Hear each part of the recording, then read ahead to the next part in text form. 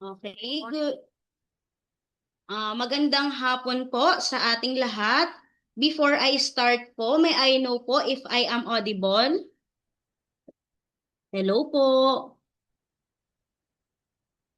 Okay, thank you so much po sa lahat ng tumugon. Okay, thank you Ma'am Wency from CAR. Okay, kumusta po kayo? Nakapananghalian na po ba? Sana ay busog kayo kasi nananghalian na. Ngayon naman ay mabubusog po tayo ng kaalaman. Sana handa ng makinig ang bawat isa sa atin. Kasi naman ang magiging resource speaker natin ngayong hapon ay talaga namang rest assured na mabibigyan tayo ng kaalaman na makatutulong para sa ating professional growth. Okay, without further ado, I will introduce to you our guest speaker or resource speaker this afternoon. Nasa session 4 na po tayo. Our resource speaker po this afternoon is a licensed professional teacher and academic affiliated with the University of San Agustin. She earned her Bachelor of Secondary Education, major in Biological Science from the Western Visayas College of Science and Technology, now Iloilo Science and Technology University, and holds a Master of Education major in Biological Science.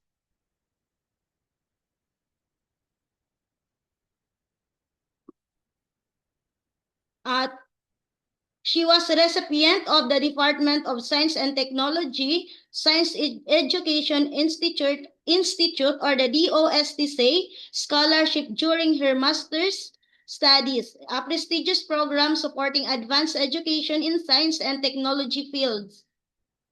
She is currently pursuing Doctor of Philosophy in Science Education major in Biology in West Visayas State University, where she has completed 51 units under the Commission on Higher Education or CHED Scholarship for Instructor Knowledge Advancement Program or the CCAP, a government initiative that supports higher education personnel in pursuing advanced graduate studies. She is an intellectual property owner of the Smart Measuring Device, a utility model designed for laboratory instruction and registered with the Intellectual Property Office of the Philippines. Her work was presented at the 2024 ASEAN Conference on Education and International Development in Tokyo, Japan, and published in the official conference International Proceedings. In recognition of her active engagement in research community, she was awarded Most Active Estrel Member of the Year in 2025. She also served as an international research judge and reviewer for Journal Index in Scopus and Web of Science and participates as a national research panelist contributing to the advancement of high quality and impactful research. Okay, let's give a virtual resounding applause to our resource speaker this afternoon, Ma'am Marianne F. Jong, MAED Biological Science, who will discuss creative integration of resilience in the classroom. Good afternoon po, ma'am. Hi, ma'am. Good afternoon. Good afternoon, everyone. Can you hear me po? Yes po, ma'am. Okay. So I'm so blessed with your introduction, ma'am, about me, and I'm so overwhelmed as well. Okay, so I will just share my screen here so that everyone can see.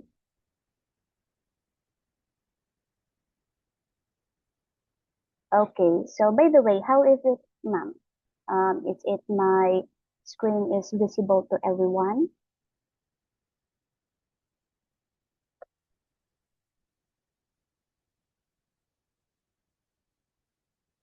Okay, can I have a thumbs up for this po? If nakikita ng lahat yung aking screen, PowerPoint presentation. Okay, so a blessed afternoon to each and everyone. I am your session 4 speaker. By the way, I am Marian Fontana Chong.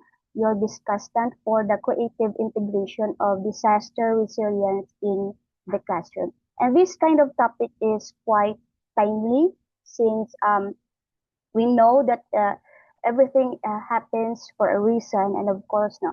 Aside from that, is what we gonna learn right now is that we will impart this also to our young ones, our students. Am I right? So here, I'll just proceed with the screen for the next slide. So we do have here two objectives that we're gonna learn as educators in this afternoon. So first is integrate CAA, or the climate change adaptation and disaster risk reduction concepts into existing curricula using age-appropriate and inquiry-based teaching methods. Aside from that is develop a creative instructional materials that foster a culture of safety and environmental stewardship among learners. So since our learners right now, there is a recent study that the attention span of the students is quite so short. So we need to have an instructional materials that can really capture their attention while we are discussing our lesson or our topic. And it is quite a little bit of what do you call that, challenging as a part, especially for those teachers that are not inclined into science to indulge the DRR and the CCA in their topic, especially like, for example, if you were teaching math, how can we input this idea? Filipino, am I right? Then the literacy, English, so on and so forth. But for this, we're gonna learn how to impart those lessons that we are teaching in regard to this matter. Okay, so here, the world is presently seeing many disasters, from floods to fires, both natural or even man-made, volcanic eruptions, hurricanes, refugees from the war, extreme poverty, and more. Daily, we are seeing more and more people in dire straits and getting little to no support or corrupt support from government and private agency. So the current system of relief is part of the problem, not part of the solution. So let's have here a quiet reflection in ourselves as educators. Bilang isang, sabi nga no, tayo ay pangalawang magulang ng ating mga estudyante. If a disaster strikes tomorrow, are our students prepared not only to survive, but to respond wisely and help their communities? Can I have a response for this?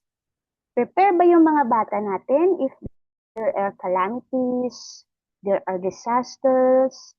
Okay.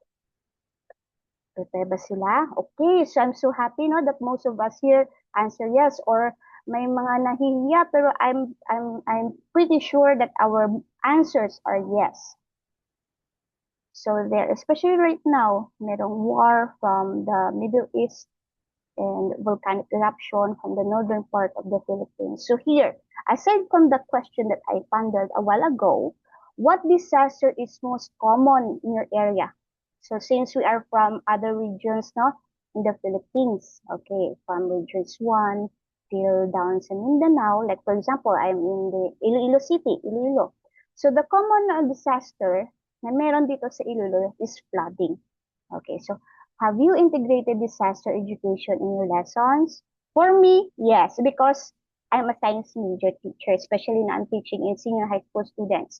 So basically, we do have, correct me if I'm wrong, if we do have the same curriculum guide, that on grade 11, second semester, we do have the DRR, or DRR, tatlong R yan. Okay, DRR sa second semester ng grade 11 STEM students. So basically, we do have some integration in their own level because we need to know some capacity ng ating mga kabataan. You cannot give them some outputs na hindi nila magagawa with our help, of course. So, what disaster is most common in your area? For those that from Luzon, okay, ma'am and sir, Ano po yung common disaster na meron kayo sa inyong area? And have you integrated this disaster education in your lessons? Can we have a message or response na through our chat box there? Then I can read that for everyone. Ano ba yung common? Sa Visayas, most common sa amin is flood. So, flooding. Some is basically no earthquake. Yeah, especially the upper part of Cebu. Sa may, correct me if I'm wrong, sa Luzon naman, mayroong mga volcanic eruptions. Okay. So, yeah. Okay, so we have here the response. Yes. Yes, strong winds and habagat at hani. And okay, so let's proceed. So we do have questions that we already answered here. Thank you so much, Mom and Sir, for the response. So let's talk about. So we already done with the introduction on how we integrate, those hazard education or even the disaster risk reduction education and CCA to our students. So let's have your global and local context. So there are 4 there. So in the Philippines, okay, we do have the increasing disaster linked to climate change, effects on schools and communities. And number 3, the need for education for resilience. Way back then, let's have here experience natin. Mag-share tayo ng experience. Natatandaan ko pa noong high school ako, around 12 noon, kaya ko pang maglakad from school going sa bahay namin because hindi ganun yung init. Pero ngayon, kapag lumabas ka na, like ganitong tanghali, parang hindi ka na makakatagal ng ilang minuto. Or ako lang ba yon? Kayo rin? May ganong experience? Yung El Nino, yung init, yung grabe yung init ngayon? Ay, yung heat wave, yes. Grabe yung heat wave ngayon. So, nung maliit tayo, hindi ito nabibigyan ng malaking pansin. Unlike now, there are some instances in a certain area, like sa aming area, no? Kasi malapit kami sa river. Kunting ulan lang, grabe na yung flood. Okay? Pero nung maliit tayo, you can apply this also in your life experience, no? Na kahit ilang araw pa yung ulan, hindi magkakaroon ng baha. But unlike now, okay, that is it is not a problem in your house, no? Pero problem na siya ng community. So let's talk about this. Okay, these 3. Okay, so the first one is increasing disaster linked to climate change. Yung sabi nga we cannot undo or hindi natin mababalikan yung nakaraan, tsaka i-change natin. So what can we do right now? We can spread awareness, we can spread the word, okay? Especially our young ones, yung elementary tsaka high school. Mas pinapakinggan pa nila si teacher kaysa kanilang parents, am I right? Sino ba yung may mga anak na elementary dito or even kinder? Sabi ni ma'am ganito, sabi ni ma'am ganyan. So mas dahil nakikinig yung mga bata. It's because marami yung time nila nakasama tayo. So we need really to impart this kind of education, this kind of knowledge to them. So that, if we cannot undo it, we cannot stop it, at least they do have the reason, the idea on how to deal in a certain situation na sila lang yung nandiyan. Okay, so let's have here intensifying typhoons and clustering, accelerated sea level rise, extreme rainfall and flooding, and the last one is economic social impact. Okay. So sa first one, intensifying typhoons and clustering, super typhoons, storm clustering, and shifting of tracks. I do believe in my own opinion kasi from Iloilo ako, it's quite a blessing to us in Region 6 because hindi ganun natamaan yung Iloilo noong 2025 na mga bagyo. Oo, kasi hindi pa nakakalagpas yung isa, may darating na naman. Hindi ka pa kumpuni ng roof nyo, okay? Hindi ka pa, kakaloan mo pa lang, no? Yung iba, nakakaloan pa lang pang repair ng house, nandun naman yung isa, okay? So there. So, super typhoons. Aside from that, if you can notice, okay, way back then, yung signal number 1 lang, signal number 2, or signal number 3, am I right? Then right now, till signal number 5, 4, and 6. So, ganun yung, ang strength ng bagyo. And yung kanyang wide, okay, hindi na siya sa certain area. Sometimes, if maririnig nyo sa balita, it's like whole Philippines na yung sakop niya, or certain regions talaga. Unlike like 10 years ago, hindi ganun kalakas ang mga bagyo natin. Okay? So there. So let's have your shifting of tracks, as what you have said, no?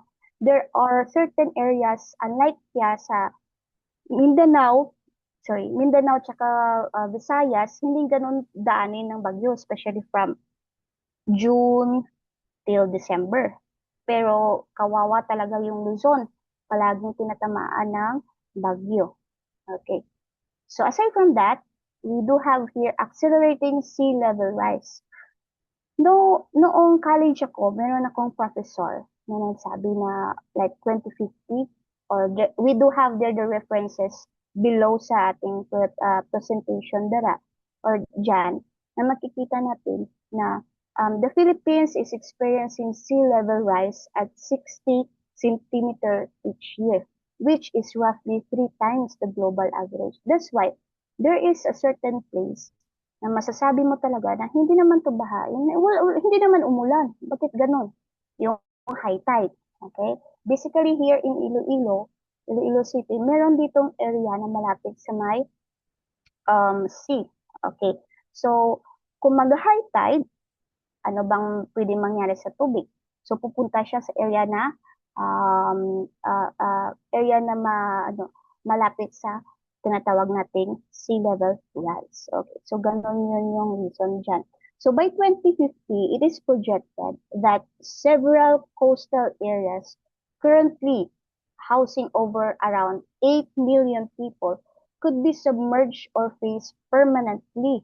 Okay, so hindi mo naman pwedeng i-ice yung tubig, di ba? Tsaka ipadala mo sa North Pole at tsaka South Pole, hindi mo yun magagawa. So ano bang pwede natin gawin? Okay, so later on, malalaman natin yan. And paano natin ma-impart yung knowledge and ideas sa ating mga students. Aside from the accelerated sea level rise, we have extreme rainfall and flooding. So that's why merong mga pagkakataon na kahit ilang oras lang yung ulan, okay, sa places nyo, ganon din. Sa area kung saan kayo namamalagi, ganon din. Na yung problem, umulan na ng ilang minuto, yung baha taga-tuhod na. Ano ba yung problem kapag ganun? Okay, high rate ng leptospirosis. Okay. If yung bata hindi knowledgeable about this disaster resilience and disaster risk reduction and climate change adaptation, anong ginagawa ng bata? Maglalangoy yan. Hindi mo yan mas-stop. Especially me, I do have a toddler kung saan mahilig sa tubig, maglalangoy yan yung mga kabataan. Pero if ang bata merong idea from the school, aside sa house, na nire-remind sila, hindi sila pwedeng lumubog sa water or sa tubig, okay? So, masisafe yung life ng bata. Because kapag magkakaroon ka ng leptospirosis, there's a great chance na it could lead to death, especially yung mga anak or mga bata or ang ating mga estudyante, they will not tell you kung anong ginawa nila. Kasi natatakot sila na pagalitan. Okay? So, yun ang mga reason kung bakit nagkakaganoon yung mga bata or mga estudyante natin. So, there. So, consolidated rainfall. Okay. Compounding risk. One risk na sinabi ko is yung leptospirosis. Ano pa? Okay. Aside sa leptospirosis, ano pwedeng makukuha from the extreme rainfall and flooding? Okay. So there are tendencies like for example, yung mga tao hindi aware sa anong gagawin because Hindi natin madideny yung fact na may mga matitigas na ulo, right? Kapag sinabihan na, oh, kailangan ng lumikas, hindi sila lilikas kasi baka may ibang taong pupunta sa bahay nila, siya kukunin yung mga gamit, okay? Pero if they are aware of paano, ano ba ang dapat na magiging response if there is a certain disaster like that, okay? So, ma-solve yung problem. So that is, those are the extreme rainfall and flood na mga resorts natin dyan. Okay. So let's have here economic social impact, the GDP losses, food insecurity, and health emergencies. So the new normal of climate disaster has created a cycle of macro vertical risk. When we say macro, micro is small, macro is big. So estimated, especially tayo no sa Pinas, no, known tayo sa agricultural natin na mga food supply. Okay? So it will be a great loss, especially if grabe yung El Nina and grabe yung La Nina and yung El Nino natin. So food insecurity, as what we have said, agriculture bears the burn of these ships. Then health emergency, okay, like dengue, okay, leptospirosis, heat-related illness. Way back then, it was a sad na balita sa amin. Mayroong like 2024 yata yun, 2024 January, like 2 days na nawalan ng yung electricity ng NGCP, Region 6 and Region 7, o malawakang walang electricity. Okay, so meron akong co-teacher that is like support na yung kaya kailangan niya. But unfortunately, no, because of that, okay, na grabe yung init, grabe yung, so she passed away. Okay, so there are so many results when it comes sa ganong bagay. So economic and social impact. Hindi lang sana sa economic yung magiging tawag ba yon? Result, okay? Okay. So meron din sa social impact natin. Okay, so let's have here. As March 2026, Pag-asa has noted a transition from a weak La Nina toward neutral condition, but with 50 to 60 chance of El Nino developing by the second half of the year. This transition often leads to intensified habagat season, meaning the country may face more severe rain-induced disasters, even if fewer typhoons make landfall initially. That's why if you can notice po, I do believe it is not only me no, na naka-observe. December, ang init. Am I right? Or even right now, it's March, pero mainit. Meron ring places na malamig, like sa Baguio. Okay, nagkakaroon sila ng ice doon. So yung mga cabbage nila, mga products nila, mga crops, okay? So malaki talaga yung losses nila when it comes to that. So example, magtatanim ka, saka maghihintay ka ng ilang buwan para makaani ka or makaani. So kung grabe yung init, o grabe man yung ulan, there's a tendency no, na magkakaroon ng effect sa mga crops natin. Or hindi lang sa crops or even us, ourselves. Okay, so let's have here, number 2, we are done with increasing disaster linked to climate change. Let's have effects on schools and communities. So there are 4 there. Yung mga epekto, ano ba yung epekto ng disaster? Ano bang epekto ng whether it's global or local context ng ganitong matter. So first is impact on schools, the learning crisis. Number 2, adaptation in education 2026 initiatives. Number 3, community and social effects. And number 4, the shift to climate literacy. So for number 1, impact on schools, the learning crisis, loss of instructional time. Okay. So according to the study, our reference there below, that stated that there are 32 days of the school year yung nawi-waste. Okay? Aside from that, infrastructure damage, of course. If you can see here, Sa picture natin, o sa image natin, on the right side of our screen, of course, yung mga books. Okay, yung mga chairs or even yung mga bintana. Okay? Nabubulok na rin yung mga boards because of a high level of flooding and displacement and evacuation. Ano ba yung last resort ng community? Once na pinag-evacuate yung mga residents, saan ba pupunta? Oh, diba sa school. So ano ba yung mangyayari sa school? Ma-disrupt yung klase. Okay, there's an impact sa learning kasi sa and of course na mga parents tayo, some of us here are parents, we tend not to let our students or our kids na pupunta sa school knowing na hindi maganda yung panahon. Okay, so there is an impact talaga sa from the hazard and disaster na nangyayari sa ating paligid. Aside from that, Adaptation in Education 2026 initiative. Okay, so this is so good. Why? First, we have climate resilient facilities. Second, resilient roots training like this one. Okay, this is so helpful for us to remind kung nag-upgrade yung mga typhoon, kung si upgrade hindi siya in a good manner. Pero parang nagiging worse. Okay, even yung flood, even yung earthquake, even yung typhoon and other things na mga hazard or disaster, kailangan rin yung training natin magle-level up para in an instant, hindi lang tayo magre-remind palagi sa students. Yung student mismo or yung bata mismo, she knows or he knows what to do if siya lang isa sa certain situation. And we have also specialized degree programs. So like for this one, we are so blessed we have the resilient roots integrating climate change adaptation and disaster risk reduction in the environment. Hindi lang tayo na educators ang yung learning natin. Okay? Hindi lang siya mag-inco sa atin. We can also impart this to our students. By what? Okay, through our subjects. Not basically nang tuturo tayo ng math, okay? Yung ano lang yung width, ano lang yung height.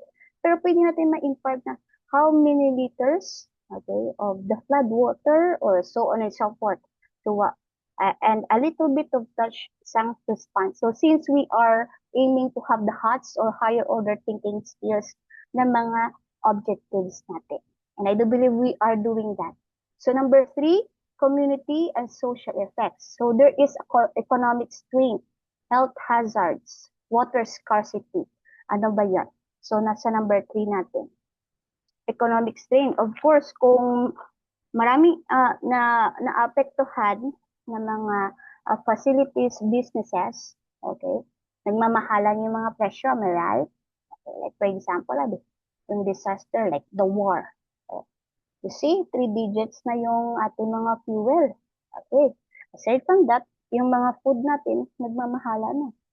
Yung ating mga salary remain as it is. Mas kawawa yung sa middle class, am I right? Because we are the one who paying the tax. Pero wala tayong ayuda. Are you agree with me? Are you agree with me, our dear educators? Yun yung masakit na part.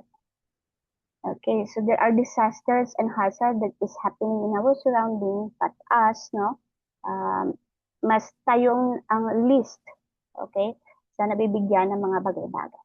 And we have also health hazards. As educators, even though we are not feeling well, we need to go to school.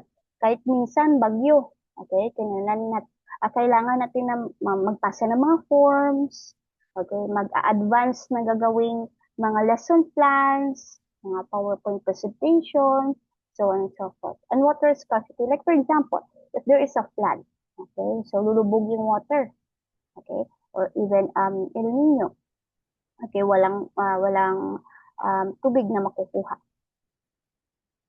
Okay, so let's proceed here. The shift to climate literacy. So the 2026 consensus among policymakers, including the Climate Change Commission, is that education is the first line of defense. Ganun yun. May kasabihan yun, di ba? Lamang ang may alam. Kung hindi mo alam ang isang bagay, how can you respond appropriately? Yun, even those experiences, we cannot tell someone if hindi natin experience or hindi natin alam ang isang bagay. That's why tayo, no, bilang educators, okay, we have the hands and the words that can mold the knowledge and the ideas and thoughts of our dear students. So a country that climate proofs its schools physically and intellectually is not only protecting education, it is protecting its future capacity to govern, to grow, and to endure. That's why we are so blessed right now. We do have the social media, okay, that spread awareness, that spread resilience, that spread the word sa ating mga kabataan or even researchers na sa mga senior high school, even the grade 10, they do have some researches that aligned to how to respond or how knowledgeable they are when it's come to the disaster risk reduction and so on and so forth. So the need for education for resilience. Number one, the resilient roots approach beyond the textbook. It's because hindi palagi no na parang spoon feeding tayo sa mga kabataan. Nabibigay tayo ng idea. Then tatanungin mo lang kung ano yung response. No, we should not be like that. They need to have those ideas na, as what they have said a while ago, magagamit nila sa daily life nila. How about time will come? Sila na lang isa. Kung hindi nila alam kung paano mag-respond sa certain situation, ano na lang ang gagawin nila. Okay? So there, for the survival skill ng mga kabataan. Then we have here specialized training for educators. 2026 update, we do have that on our bottom of our screen there. We can see the references from the Department of Education, Republic Act 10/8/21, and the University of Philippines Resilience Institute 2026. Then we have schools as resilience hubs and community-led resilience. There are some communities that practice this. Like for example, our barangay here in Iloilo. Yearly, we do have the simulation plus reminder sa mga communities since as what we have said a while ago, malapit kami sa river. So once na merong like ang bang sound like from the bell na basically maririnig yan ng lahat, even us no, if we do have the idea na kapag may kapag umuulan and like rainy season, okay, ano bang pwede natin gagawin? So i-impact tayo ng mga needs natin, mga basic needs. Okay, so once there is an alarm, so we need to respond kung ano ba ang gagawin. So if that kind of idea ma-approach natin, ma-impart natin sa ating classroom, alam ng kabataan niya, kapag nag-bell, okay, ganito ang gagawin natin. That's why, no, ano ba yung mga resulta kapag knowledgeable yung bata? Okay, so school as resilience hub and community-led resilience. Okay, so here, for the resilient roots approach beyond the textbook, we can have the participatory hazard mapping, systems thinking, and culture safety. As what we have said a while ago, those things na yun. Basically, sabi ng previous natin ng mga speakers, that the hazard mapping is updating. Okay, nga, bakit nag-update? Because yung climate change is somehow na nag-iiba rin. Okay? Yung mga hazard maps, okay, makikita yan sa pag-asa, okay, sa pag-asa na site, DOST, okay, or even sa some textbooks natin. Then we have here specialized training for educators 2026 updates, DepEd. These are only examples, okay, integrating CA into the curriculum. Basically, most po dito is STEM, okay. But I'm teaching also earth science and earth and life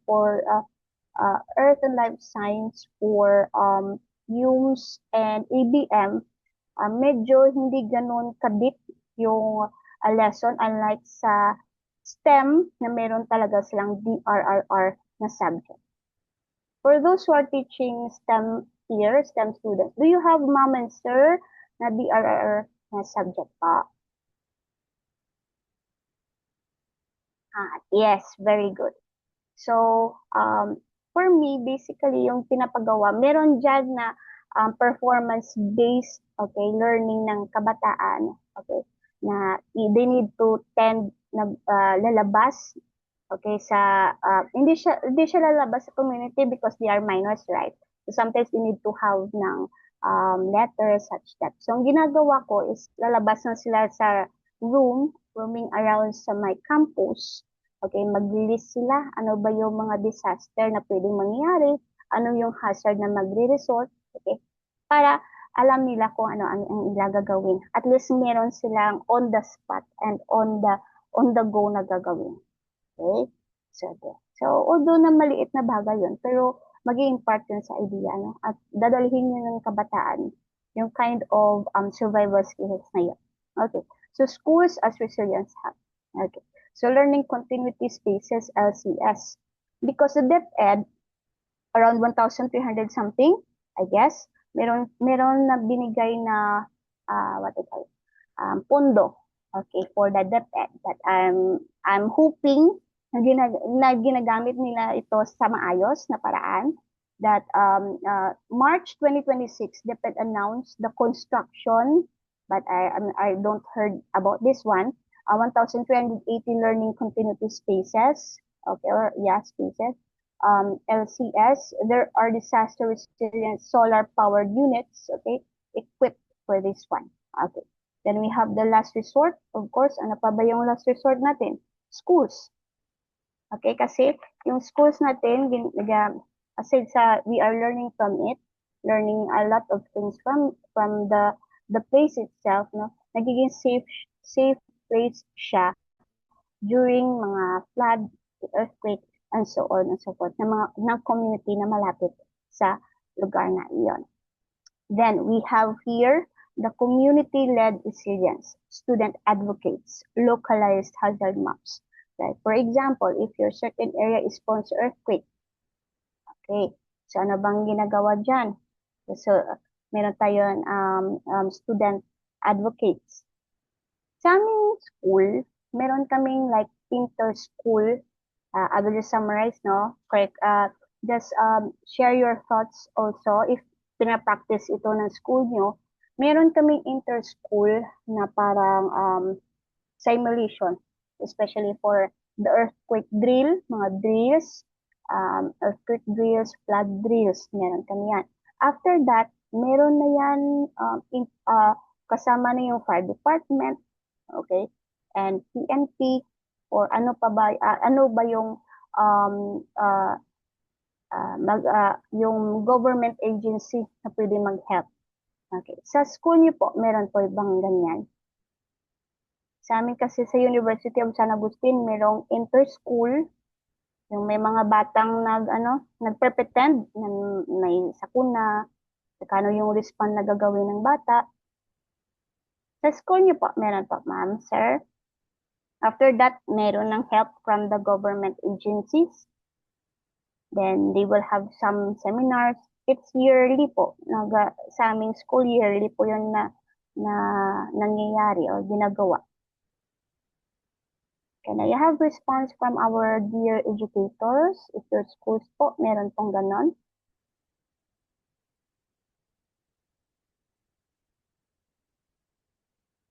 Okay, so we have answering a yes po. How about the others po? By the way, ma'am and sir, am I still, can you hear me po?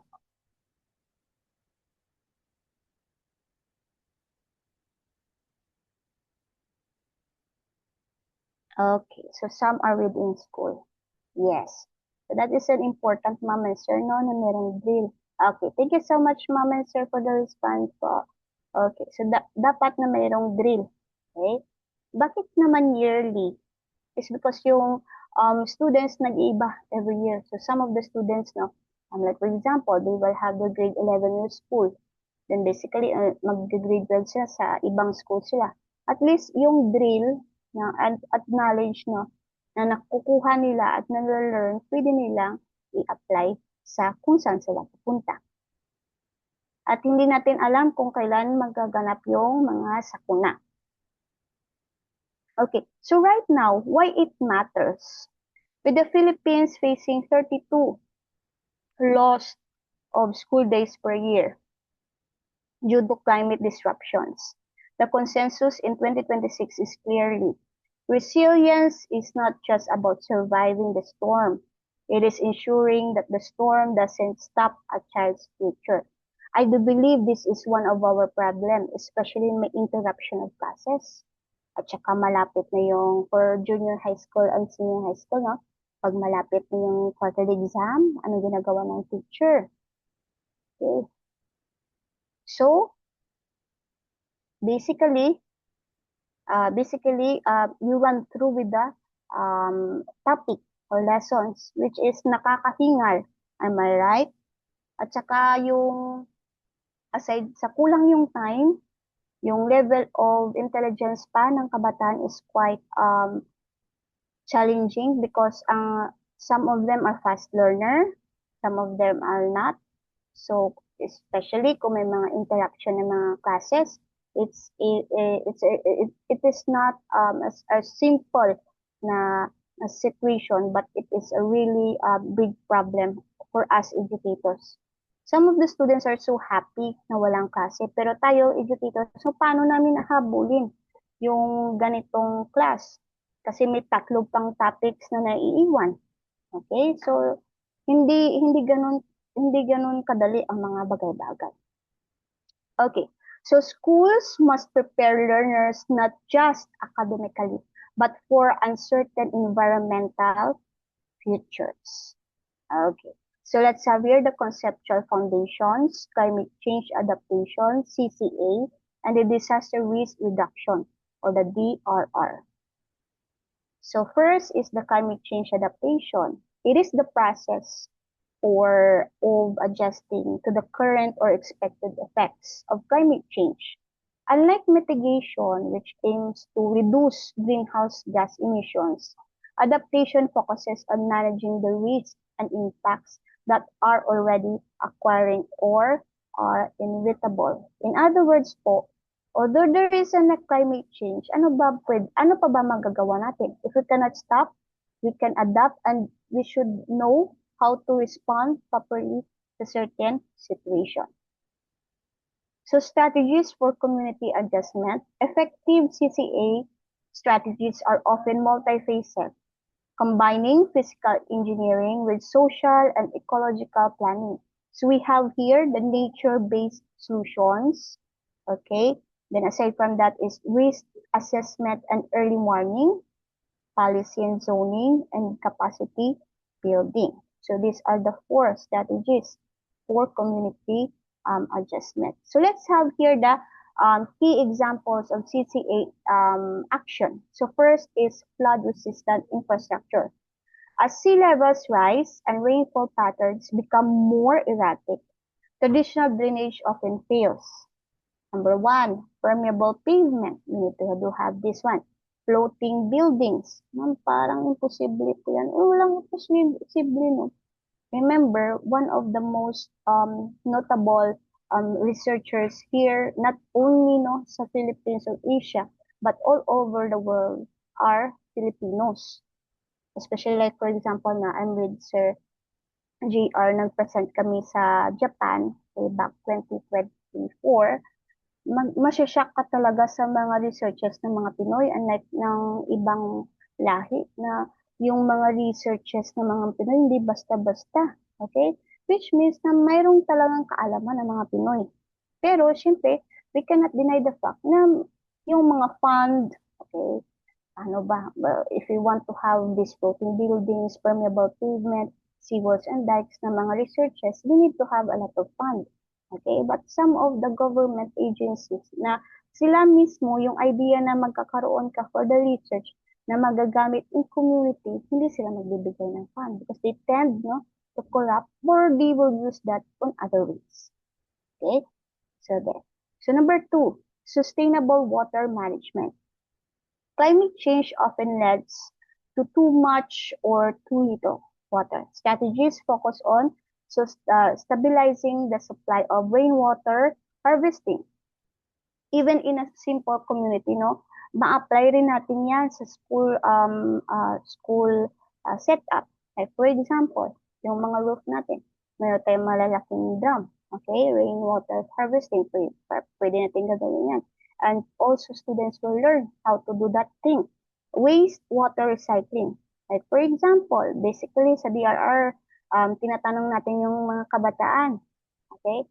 Kapag ginamit mo yung pinaghugasan mo, ano ba ang pwede mong gawin after that? Itatapon mo lang ba? Or pwede mo rin ipanghugas sa floor?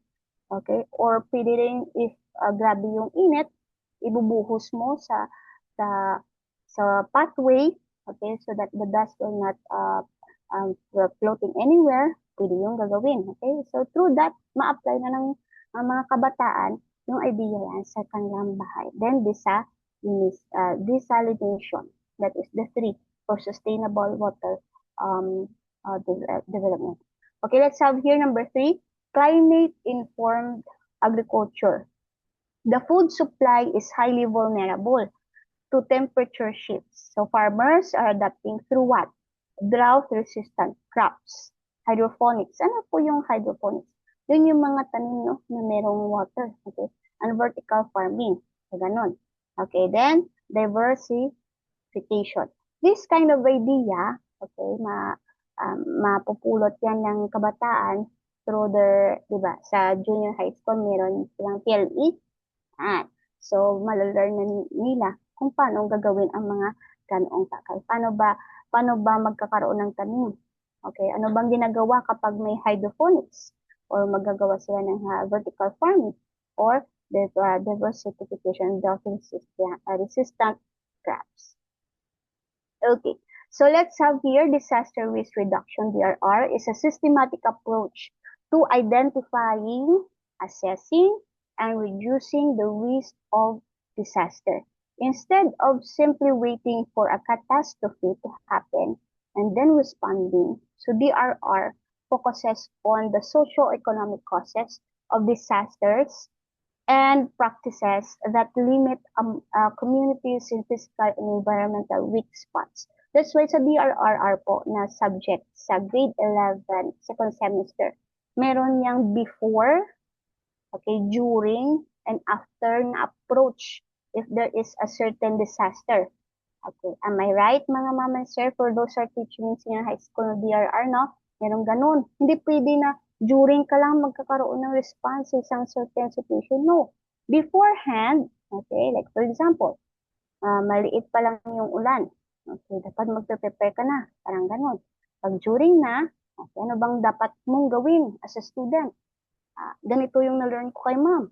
Ganito ang gagawin ko. After that, okay, yung sinabi ni sir sa morning session, okay, natadalaan niyo ba yon na kapag, example, may earthquake, dapat may certain kayong spot na family na doon kayo mag-meet para hindi bala kayo hihiwalay-hiwalay, okay, or mag-worry ka mo, especially kung yung earthquake, yung intensity is malakas, or ang magnitude is malakas, so of course, ano ba mangyayari sa communication, okay, sa ating mga internet, okay, so magka-cut off yan. If ahead of time kayong nag-usap na magpamilya, after a certain disaster, dito tayo pupunta, so, okay, hindi kayo magkakaroon ng problema dyan. So, yun nga, sabi ni sir, no, sa Japan, they are well advanced when it comes sa mga disaster preparedness, especially every like I do have an experience, no. Every day they have around 100, okay, earthquake, and that is so true. Okay, I do have there the seminar in research and of course conference in research that there's a certain like magnitude 4. Okay, some Japanese said that, ma'am, it's okay, don't worry, it's frequent. Wow, it's frequent and don't need to worry. Unlike sa atin, no, kapag magnitude 4 or like 2 lang or intensity 2 or such thing, nag-worry na tayo. So because they are prepared, the infrastructure nila, yung responses nila, some of the bags of the Japanese students are quite expensive because some of their bags naman ginagamit nila for their food in the future kapag na-include sila sa isang infrastructure, okay, isang building na nag-collapse, okay, or even ginagamit nila na pang panggamit nila sa kanilang ulo para hindi magpupo yung mga falling debris. So here, we have the disaster risk model, and these are the following that involved for this one: hazard, okay, exposure, vulnerability, and capacity. So I do believe some of our speakers are already told to us, okay, what are these things, but I will just here to remind that the hazard is a dangerous phenomena, substance, human activity, or condition that may cause loss of life or property damage. What is the best example? Can we give a best example for hazard? Can we chat here? Sa ating chat box. Earthquake. Very good, sir. Thank you so much. Aside sa earthquake po, frequent din yung earthquake sa atin, di ba? Especially yung sa Cebu, sa upper part. Recently rin, sa amin, mayroon din dito sa may Iloilo. Okay. So, let's have here. What are those examples ng mga, okay, earthquake, typhoons, floods, or industrial chemical spills. Especially sa typhoon, no? They're in the Pacific Ocean. Okay?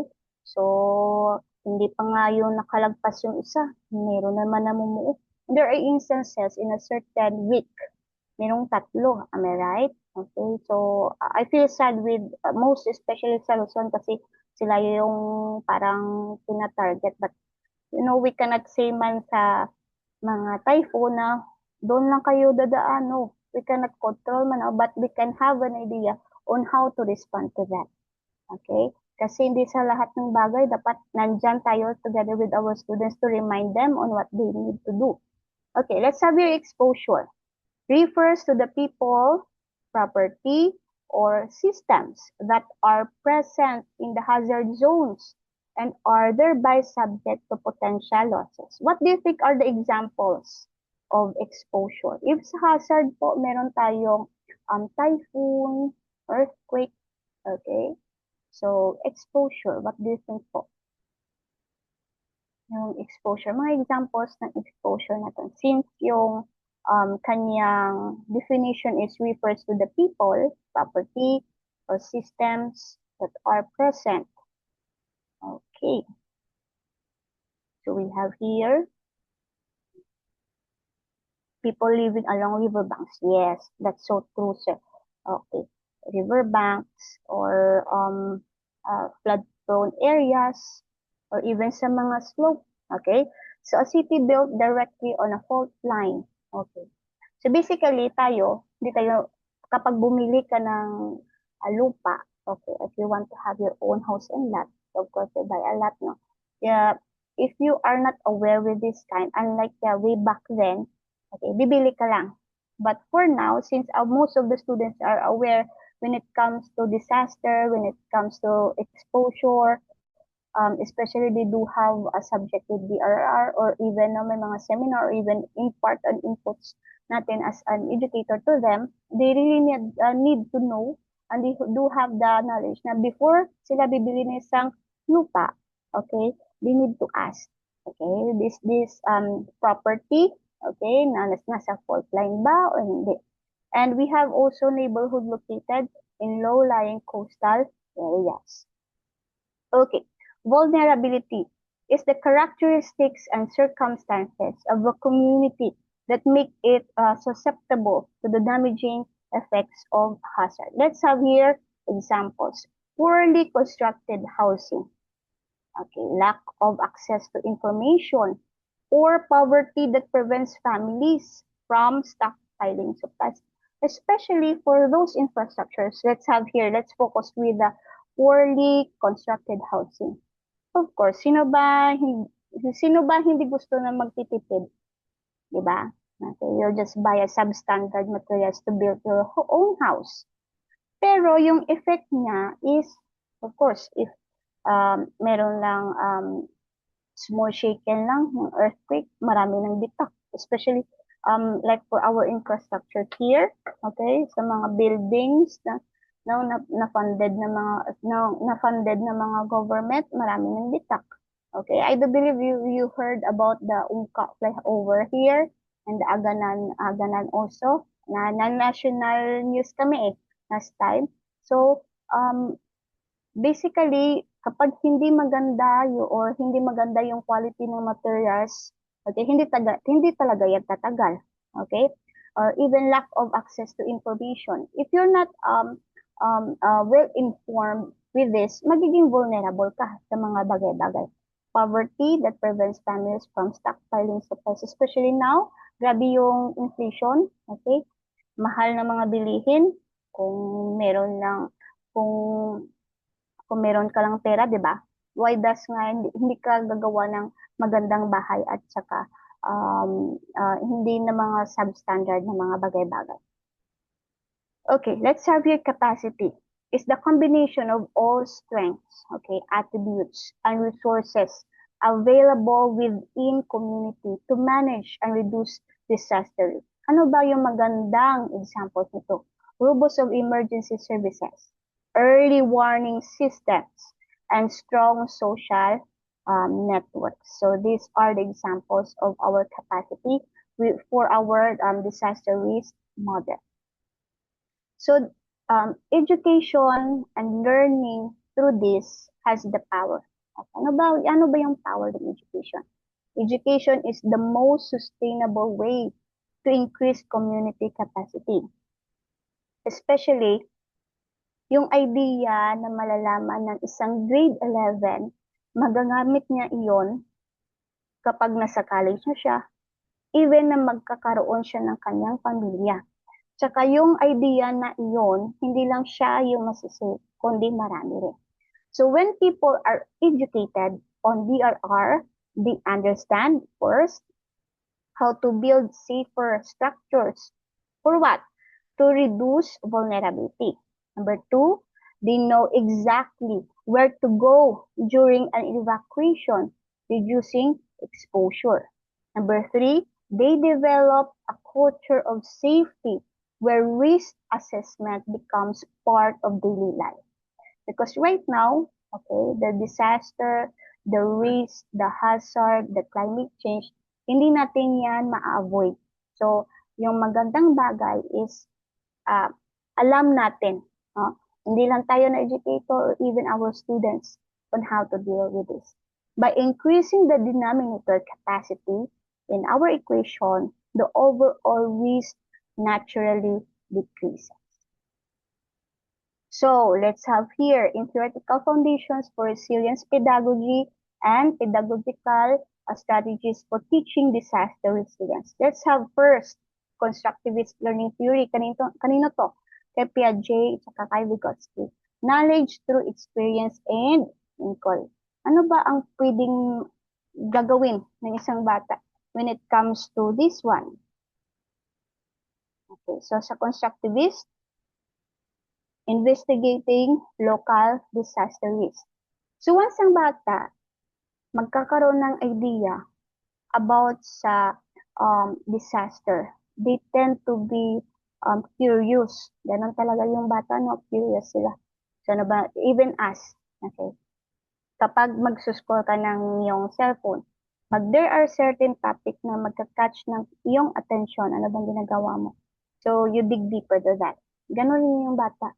Okay? Kapag nag-curious sila kung how to deal in a certain situation, nagiging knowledgeable sila at through their experience, no, we will investigate with this one. Okay? So let's have here, number 2, experiential learning, learning through doing and reflection. So we have the drills. So it's so important. Palang drills, ma'am? Yes. So important this. So some of the students tend to tell na, ma'am, nakakabagot. Okay, may disruption yung kanina, no, kay ma'am to may response to sa first, sa third natin na session, na they tend to have selfie, magsi-selfie before, no, may sakuna pero nagsi-selfie. So, then we have here field observation, tsaka hazard mapping.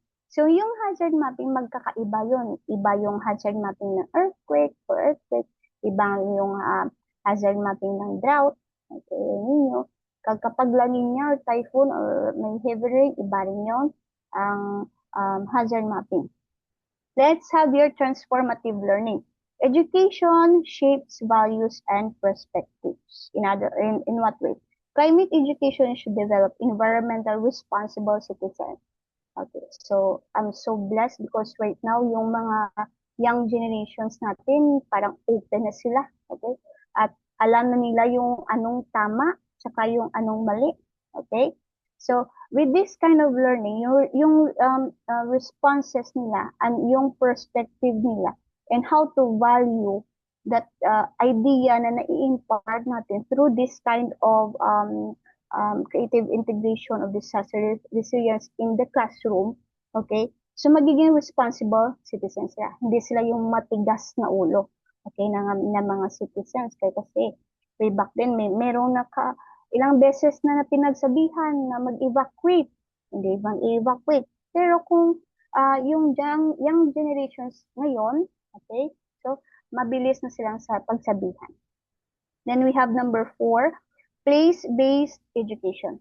Learning connected to local environments and communities. Teaching flood risk using local river systems and communities. Aside from these theoretical foundations for resilience pedagogy, we have the pedagogical strategies for teaching disaster and resilience, and we do have here 4 also. So we have the inquiry-based learning. So the students tend to learn or to ask questions. Ganito talaga yung mga estudyante na maraming tanong kahit pa ulit-ulit at nakakapagod na, but we need to answer them with this one. Critical thinking and investigation skills. Why do floods occur in our community? Bakit ma'am, parang nung maliit kami, yung sa yung sinabi ko na yung maliit ka o maliit pa tayo, yung kahit isang lingguhang ulan, hindi ganun kabaha. Pero with us now, okay, with a few minutes lang, hindi nga yan lalagpas ng isang oras, 30 minutes, grabe na yung ba, tuhod na, o yung nina, yung baka. So through that, mga questions ng mga bata, ma-open yung minds nila. How does climate change affect local weather patterns? And we have here problem-based learning. Students solve real-world problems, and this is so important, okay? Not just we need to be beyond sa textbook. Okay, that's why they tend to know how to solve a certain problem in real life situation.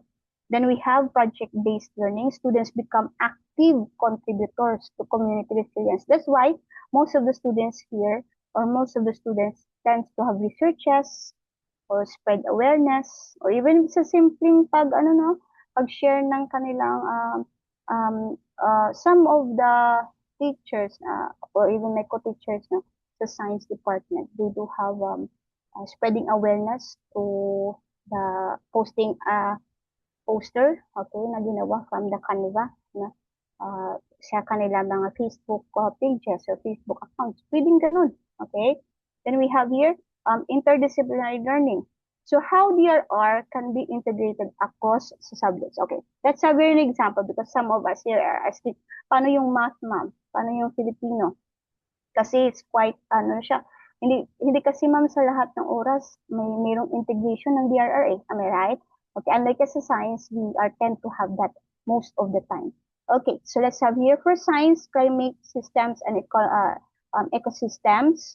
For math, how? Or mathematics, analyzing rainfall data or disaster statistics. Okay, pwede palang ganun. Okay, then we have in language.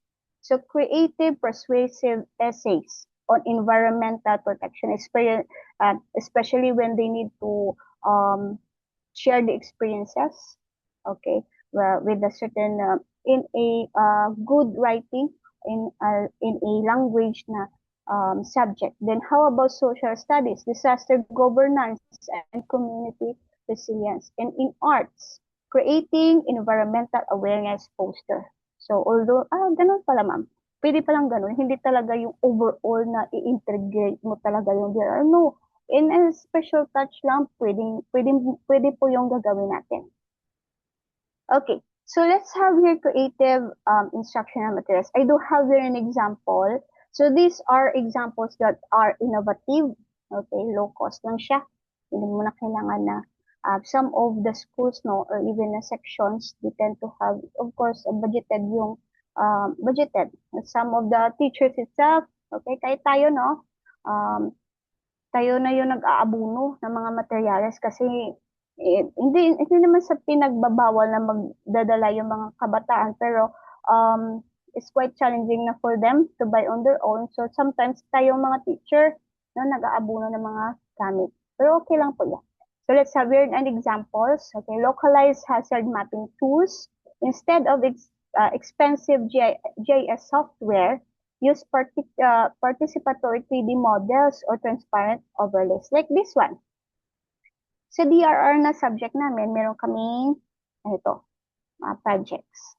Okay. So you can impart this also with the subject na yung tinuturuan. Number 2, disaster simulation scenarios. Okay, simulation don't need digital VR. They need well-crafted narrative, role-playing cards. Okay. So if we can have, kung gusto mo yung role-playing cards, we can have also real-life role-playing. Okay. Some of the teachers, no, especially sa ibang subjects, they do have this. Okay, mga scripts and so on and so forth. Then we have your preparedness flip books na lalabas yung pagiging creative ng kabataan or ng mga estudyante natin. A low-tech, high-retention tool for students to take home to their families. Kaya nilang gawin ito. So our family preparedness flip book, the before, during, and after local hazards. Number 4, community storytelling projects. Paano ba to? So this turns elders into living textbooks. They can have or they can extract those data or ideas from our elders. They can have also some interviews, okay, capturing indigenous knowledge of climate patterns.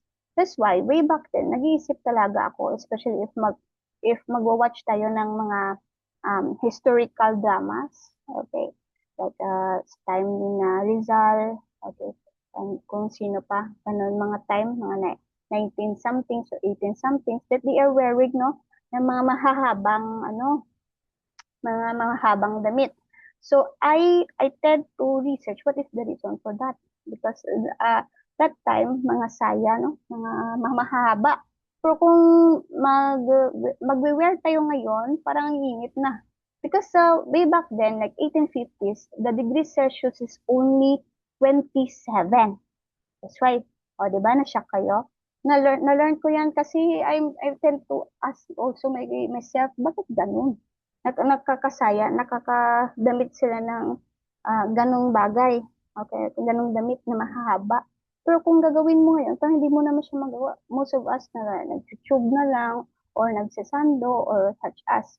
Kasi way back then, 27 is the highest degree Celsius. You see, after 100 of years, magkano na ngayon yung degree Celsius or ang number, 51, okay, 52, sometimes meron tayo ng 42, something, and ano pa din, or some like that. So with this community storytelling projects, the students will learn na yung 19-somethings or 19-something na year is quite drastically yung climate change, drastically yung pagtaas ng degree Celsius or gaano ka-frequent yung typhoon na dumadaan, pwede nating ipapagawa yan sa ating mga kabataan.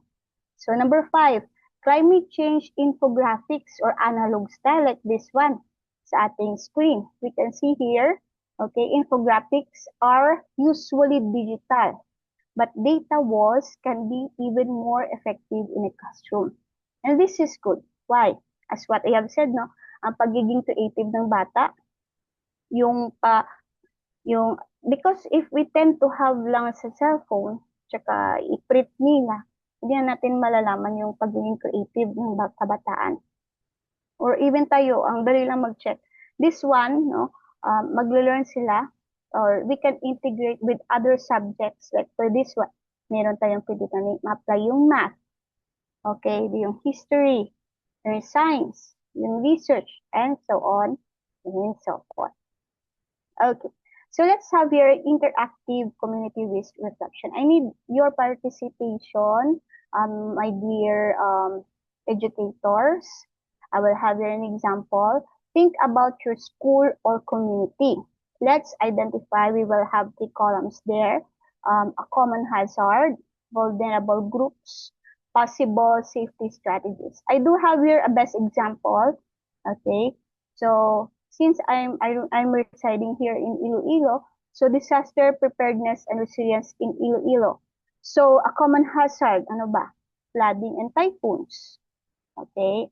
Yung vulnerable groups na nilagay ko sa middle, elderly, of course na kapag matanda na yung person, medyo mahirap na lumakad-lakad. So aside from that, children, okay, person with disabilities, low income communities natin dyan or riverine communities. What are the possible strategies? Okay, safety strategies na pwede natin gawin. Okay, or even ng mga estudyante, preparedness, emergency kits, go bag, flood drill, okay, early warning communication. That's why our cell phone sometimes na makaka-receive tayo ng mga messages or alarms. Okay, safe evacuation.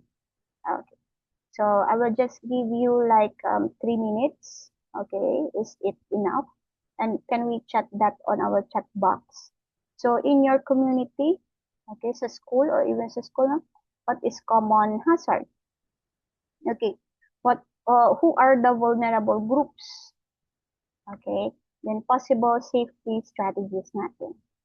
Okay, I'll give you 3 minutes for that. Can I have a thumbs up po if you're still there? Ma'am and sir.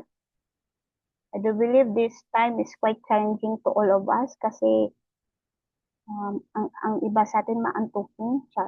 Okay. So thank you so much for the thumbs up, ma'am and sir. Then we have 3 minutes for this. Let's identify what is a common hazard in your community, vulnerable groups, possible safety strategies. This kind of interactive activity, we can apply this with our classroom setting. Okay? Pwede nating magamit ito, ma'am and sir.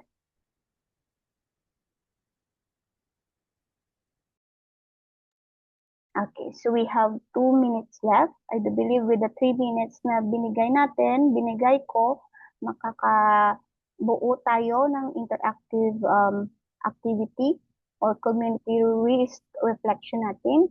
So think about your school or community. Then identify a common hazard, vulnerable groups, possible safety strategies na pwede nating i-apply. Okay? At dapat na i-apply natin.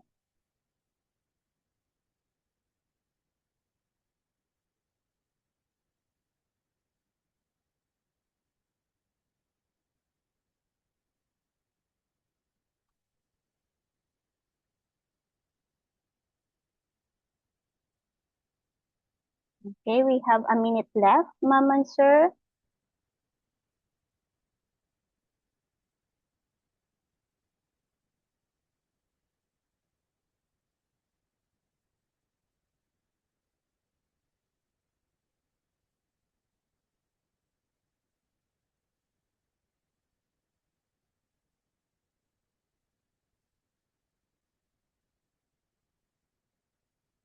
Okay, so do we have some thoughts, ideas that we can put here in our chat box po? Okay, once again, our community risk reflection as an our interactive activity for this afternoon. Think about your school or community.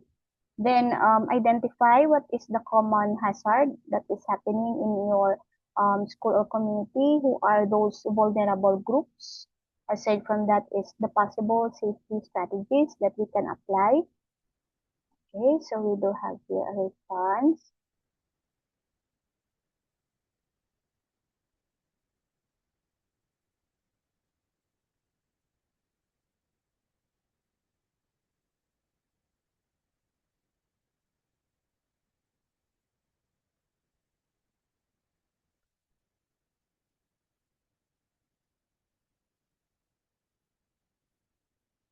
Okay, can we type na po?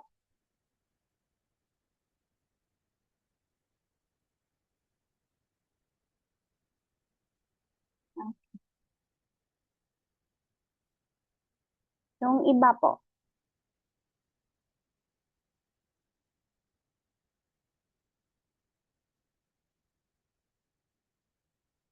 Okay, so let's have here a common hazard po is earthquake, yeah, and people living along the river banks. So what are the possible safety strategies that we can have? Okay, for this one. Okay, let's have here from mom. Common hazard is flooding and heavy rainfall. Vulnerable groups are the following. People living near rivers and creeks. So possible strategy natin is safe evacuation. Thank you so much for the response, ma'am. Then we have here flood, children or pupils. Okay. Then preparedness, early warning communication. So far, elderly, children, PWD, preparation of necessary material, signs or signboard, clearing of roads. So thank you so much for your messages here, ma'am. So if those ideas also, no, alam ng mga kabataan, okay, so they tend to know, okay, kung ano ang gagawin. Like for us, okay, they will also be knowledgeable with this kind of topic. Okay, so I will just suggest, these are only suggestions for classroom activities the teachers can use. First is community hazard mapping. Students identify flood-prone areas, evacuation routes, safe shelters. Ano ba yung skills na pwede nilang ma-develop? Risk awareness and spatial thinking. We can also, this applies to ourselves as educators. Okay, like for example, if merong heavy rain na paparating, I usually have an hour na travel from our house going to the school kung saan ako nagtuturo. Pero kung merong like heavy rain, I tend to have like another 30 minutes, additional 30 minutes sa aking time. Okay? So, ganun din. If ang student aware, okay, sa certain situation, ano ba yung example? Another example na, if you tend to have a route sa isang lugar na alam mong bahain, okay, and you put yourself na parang estudyante rin, kung heavy rain, of course, hindi ka pupunta doon or hindi ka gagamit ng ganong route. So that is the skill that a student can develop, risk awareness and spatial thinking. Then we have here number 2, okay, disaster scenario simulation, typhoon response, okay, earthquake evacuation, community emergency planning. So skills na maaring i-develop ng students, decision making and teamwork. Okay, so mayroong video, okay, sa Facebook, no, na ang kanilang classmate is merong saklay. It is in the Philippines na yung context na yun. So, nang nagkaroon ng real hindi siya drill, real na earthquake, instead of this saving themselves alone, no, binalikan talaga nila yung classmate nila or hindi pa sila nakalabas ng classroom is nakita na nila yung classmate nila na nagsa-struggle na i-save themselves. So, anong ginawa ng mga classmates nila? So, they do have the decision making and the teamwork na mag-help sa kanilang fellow classmates. And that is also a good impart ng education about this disaster and of course the resilience on a certain situation. Then we have here activity number 3, climate adaptation design challenge. Students design flood resilient houses, water conservation systems, emergency survival kits. Okay. So skills that they can develop, creative and problem solving. So that's why, example,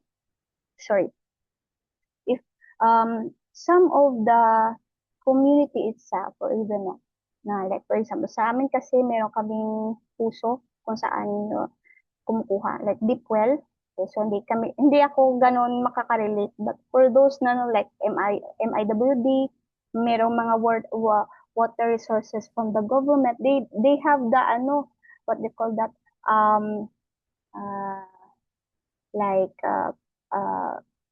news or ahead of time na sasabihan ka na ganitong oras walang tubig. So anong gagawin mo?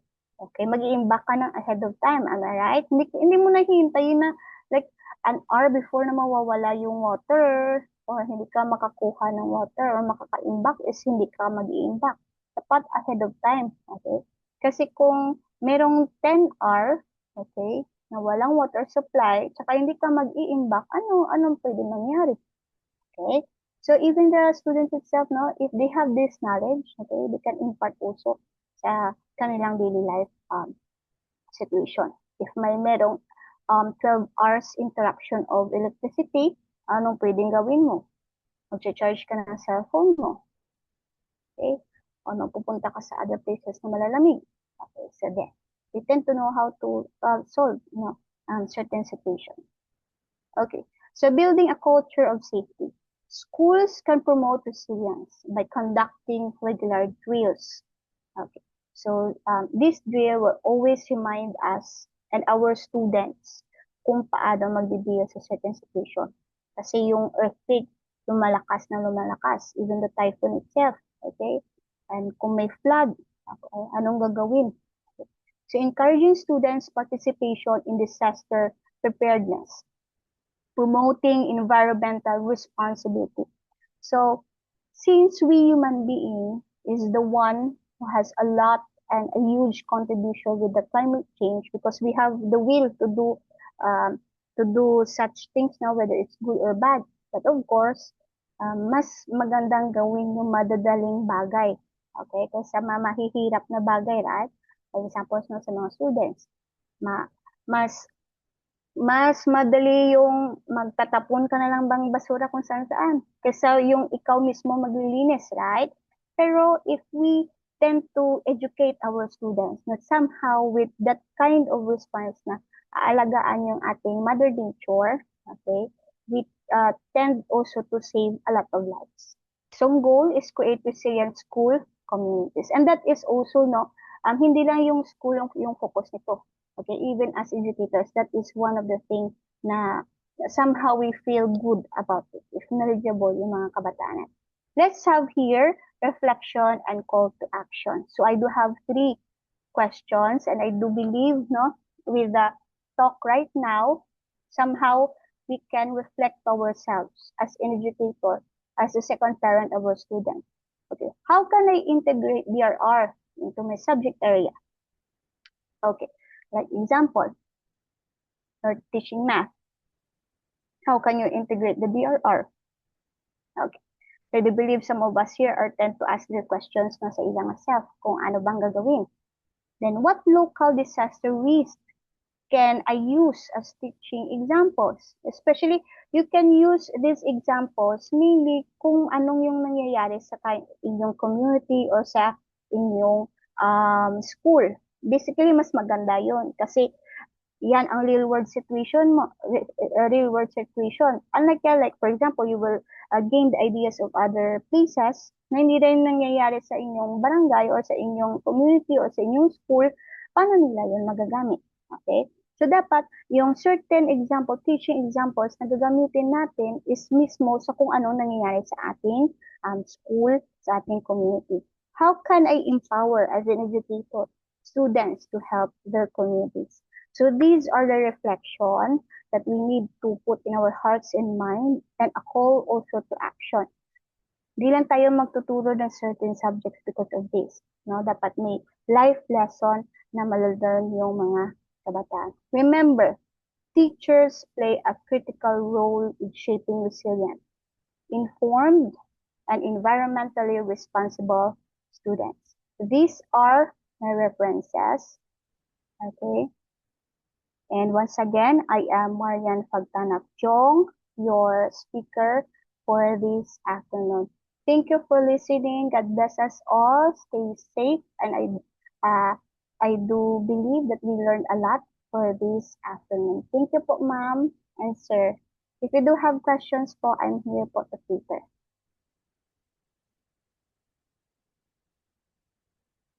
Thank you so much po, Ma'am Marian, for the comprehensive discussion this afternoon. Okay po sa ating pong mga participants. If you have question, feel free to ask Ma'am Marian po. mag-chat na lang po dito sa ating chat box or you may raise your hands po.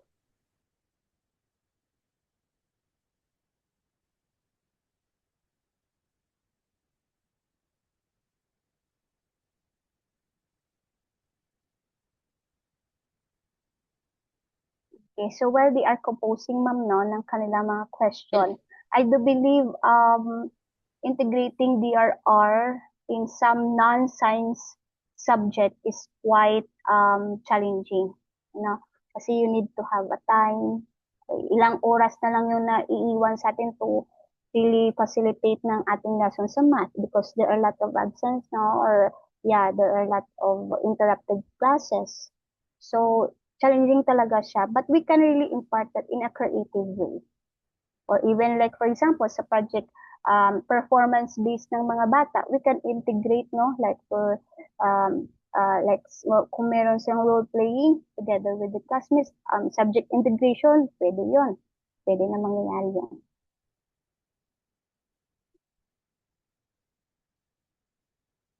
Okay, so I'm open for questions po if you have questions, clarifications po. And I do hope we learned a lot kasi yung learning is an ending process po, am I right? Sometimes we learn as educators sa mga students. And yung students natin, nagle-learn din sa atin. So it is a open communication actually.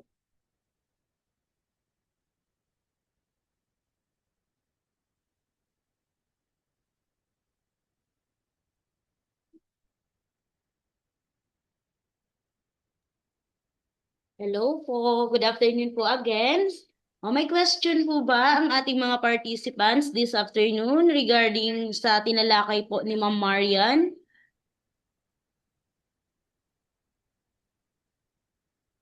Regarding dito, thank you raw po Ma'am Marian kasi po yung discussion niyo po ay very informative daw and comprehensive. Ayon po yan kay Ma'am Joanne. Sa Thank tingin you ko so talaga, much. halos wala na silang question kasi naman po talagang na-explain mo po ng maayos. Okay, thank you so much po, ma'am, sa very informative and comprehensive discussion po this afternoon. By the way, ma'am, I do have po ng soft copy ng tawag ba yan? Like document that I can share with them in regards to this so that they can also by the way ma'am there's someone who is raising his or her hand po meron pong isa si Sir Ryan po yes Sir Ryan do you have question po Good afternoon po, Miss Marian, and to my fellow online participants. It's just an observation po about the integration of disaster resilience in the classroom. Based on my experience po kasi ma'am, in our places, sometimes it's a challenge, yes po especially if we are conceptualizing on the performance tasks for our students. Some of our performance tasks are integrated, and there are instances that integrating disaster resilience is not seamlessly integrated because we need to look for a competency in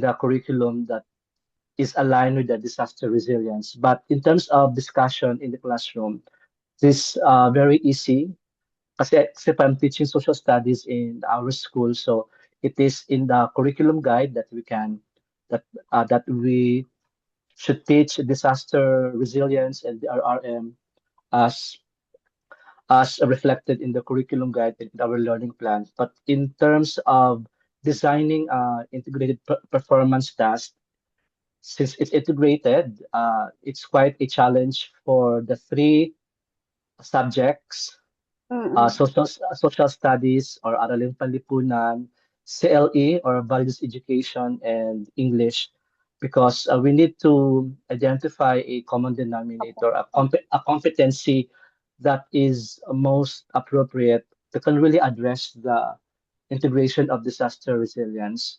But on our but we were able naman po somehow to find a solution on this by creating a parang reflection question, yung call to action niyo po that you are talking about po kanina, ma'am. But the process of weaving this into the performance task is quite a challenge because we need to sit down as three subjects Yes. to map out the competencies that can really target disaster resilience and disaster preparation po. Yes, sir. I agree with that, sir. It's because, like for example, we do have the curriculum guide, okay, that we also give from the Department of Education, and there are competencies, okay. So if I can remember, it is from A to J. So how many weeks, no, na kailangan yan? Like 8, yeah. Correct me if I'm wrong, 8 po yan. That's why if we integrate that kind of competencies, lalabas yan as sub-objective siya, hindi siya main as competencies, no? Pero like for example, sir, example ha, yung practice namin sa my University of San Agustin, like for if we have social science studies and English, meron yung integration namin sa performance based na meron silang role playing, okay? Like they can integrate po yung like history, okay? Like that yung history may part lang na mayroong DRR tsaka yung DRR na subject tsaka yung history and yung language mismo paano sila mag-deliver, pwedeng ganon. Pero depende rin yun po sa availability ng teachers, sa availability ng mga students. That's why, as what I have said, and you already agreed na sir, no, na medyo quite challenging siya sa part natin, especially as what I have said a while ago, na may mga disruptions pa ng class. Okay. So I'm so happy also, sir, that I heard that your school and of course you as an educator, you really tend to make a way how to impart this idea because these ideas are really, no, can help us, not just only us, no, but our students to survive a certain situations na pwede nilang ma-face along the way po. Thank you so much, sir, for your explanation and of course imparting, no, about your side po. Aside this, sir, do you have questions and clarifications so far, our dear educators?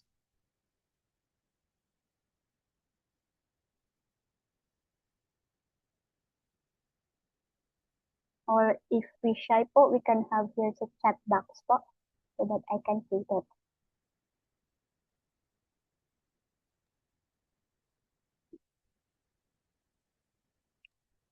Hello po, sino po yung may question sa ating mga participants?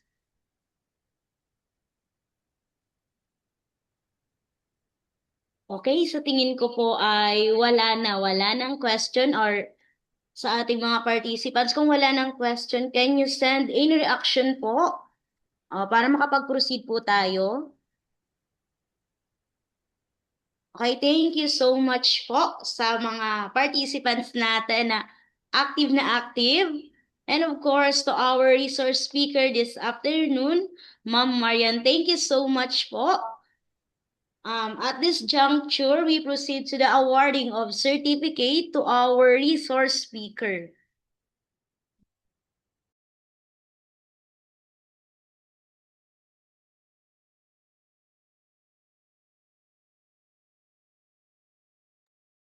Citation reads, Apotem Learning Center, Professional Development for Teachers, DTI registration number 622-2512-10-771-203 429-00000, CPD accreditation number PTR 2025735, a certificate of recognition, decertified that Marian F. Jong Maed, Bioscience Senior High School Teacher, University of San Agustin, Iloilo City. Serve as resource speaker in training program, Resilient Roots, Integrating Climate Change Adaptation, and Disaster Risk Reduction and Learning Environments, held via Zoom on March 29 to 30, 2026 with 24 training hours recognized for continuous professional development under the pedagogy and leadership domains. This program has been approved by the Council for Professional Teachers of the Professional Regulation Commission or the PRC, accredited under number PTR 2025735 12343 and awarded 10 CPD units. Signed, J.R.H. Leonidas, Executive Director, Apotem Learning Center. Thank you so much po, Ma'am Marian. Let's give a virtual resounding applause to Ma'am Marian Jong. Thank you so much po, Ma'am. Reminders po pala sa ating mga participants. Tomorrow po, i-upload po yung inyong mga certificates. Tomorrow po after the training. And tomorrow po, ang magiging ano po ng training po natin is self-paced training na lamang po.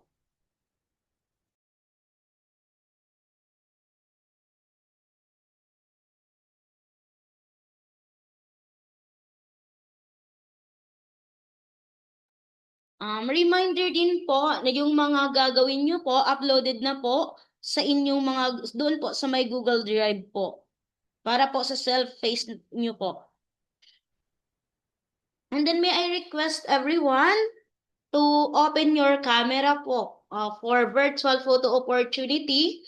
And another reminder po, sa mga hindi pa po nakakapag-fill up ng attendance. And of course, dahil tapos na pong mag-discuss ang ating mga speakers, we have 4 speakers. The whole training, kailangan nyo pong mag-i-evaluate ang ating mga speakers. Okay, kindly open your camera po for our virtual photo opportunity. Okay, ready po? 1, 2, 3, smile. Again, ganito po tayo. 1, 2, 3, smile.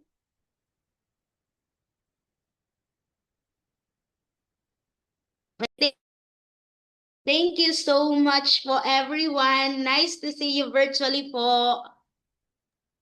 Hello po, ma'am. Excuse po. Yes po, sir. Sir, for tomorrow's self-paced account po activity, do we need to fill out the attendance form? Okay, hello po sir. No need na pong mag-fill up ng attendance tomorrow. As long as po makapag-comply po kayo ng gagawin nyo po doon sa activity, mga binigay na activity ng ating mga resource speaker po. Okay po. Thank you, ma'am.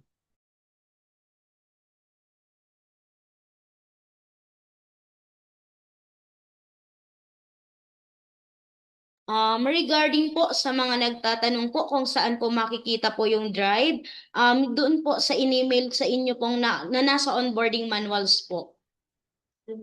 Doon po lahat ng link po nakalagay. Okay, do you have any question, clarification po para masagot po namin?